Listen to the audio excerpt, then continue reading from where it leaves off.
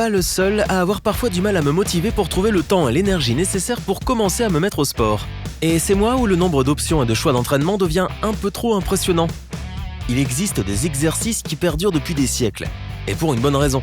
Oublie donc les dernières modes en matière d'entraînement et prends exemple sur les personnes qui affichent des super silhouettes en faisant ces 8 exercices indémodables et efficaces. Numéro 1. L'entraînement 300. Tu as déjà vu ce film ? J'en connais pas mal qui tueraient pour avoir un corps comme ça. La santé masculine a créé ce programme d'entraînement pour ceux qui veulent se muscler rapidement, mais il remonte en fait à l'époque de la Grèce antique et a possiblement été utilisé par les vrais guerriers spartiates représentés dans le film. Aujourd'hui, de nombreux acteurs de cinéma suivent cet entraînement pour obtenir des résultats rapides. Le voici. Traction 25 fois.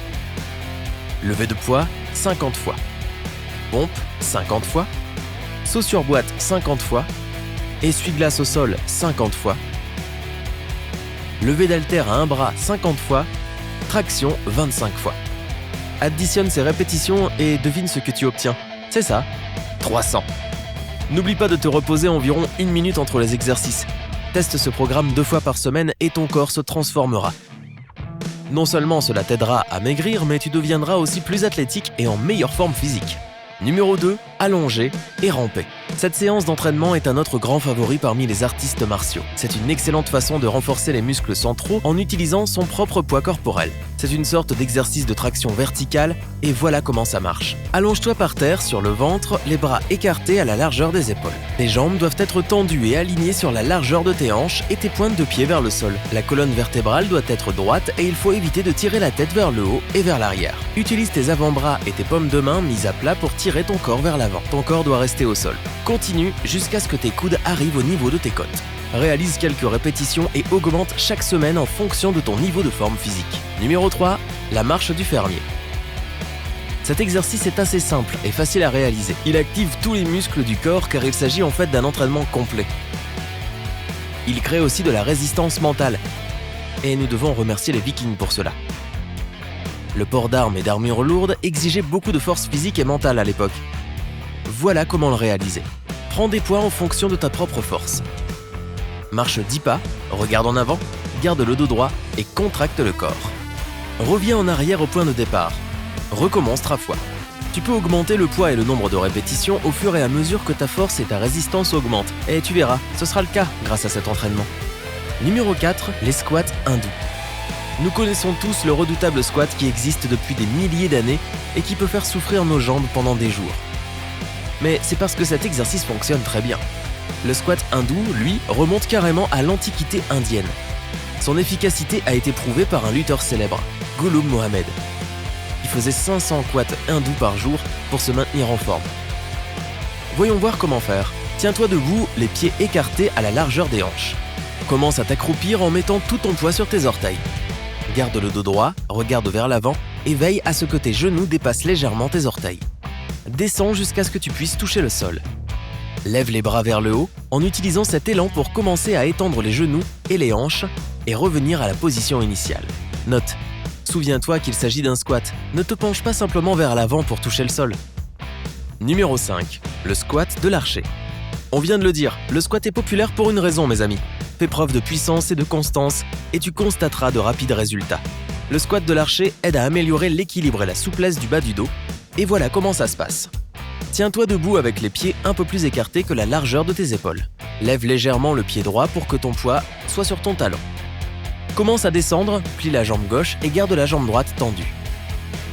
Tu peux tendre ton bras droit sur le côté. Une fois que tu atteins le point le plus bas possible sans gêne dans le bas du dos ou les genoux, reviens à la position de départ. Recommence de l'autre côté. Numéro 6, les pompes en demi-lune.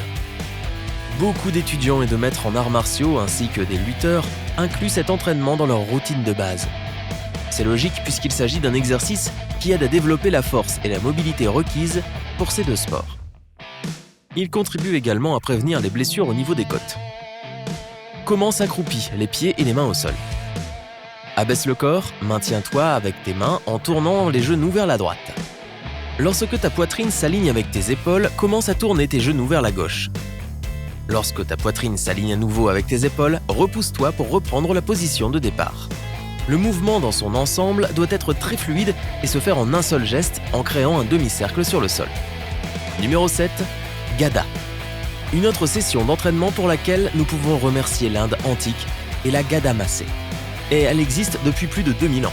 Elle est également populaire chez les lutteurs parce qu'elle renforce le haut du corps et aide aussi à développer une bonne prise en main. Son fonctionnement est très intéressant. On a besoin d'une tige de bambou avec une boule en argile, en pierre ou en ciment à l'extrémité. On dirait un peu une grosse sucette. Ensuite, on attrape l'autre extrémité avec les deux mains rapprochées. Enfin, il faut balancer le ballon derrière son dos en bougeant ses mains d'un mouvement fluide d'un côté à l'autre. Si ce mouvement devient totalement naturel chez toi, tu verras que tu pourras facilement soulever et lancer ton adversaire.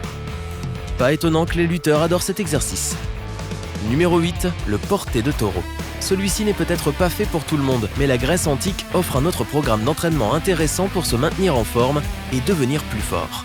Un homme nommé Milo de Crotone a commencé par porter un bébé veau quand il était très jeune. Il a continué à porter le veau jour après jour.